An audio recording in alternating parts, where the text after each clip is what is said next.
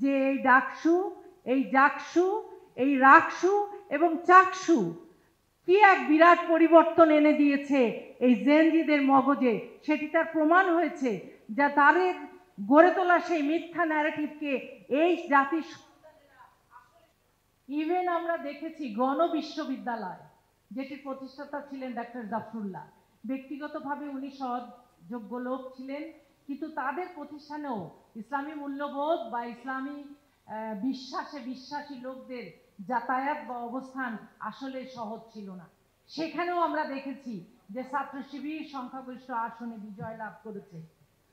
আমরা জানি যে জাহাঙ্গীরনগর বিশ্ববিদ্যালয়, যাকে বলা হয়ে থাকে রাম এবং বামের সূতিকাগার, সেই জাহাঙ্গীরনগর বিশ্ববিদ্যালয় আপনারা ইতিহাস এবং পত্রপত্রিকায় দেখেছেন কামরুল হাসান নামে ছাত্র শিবিরের এক ছেলে, যার কাছে একটি মাত্র শিবিরের ডায়েরি পাওয়ার কারণে তাকে করা হয়েছিল।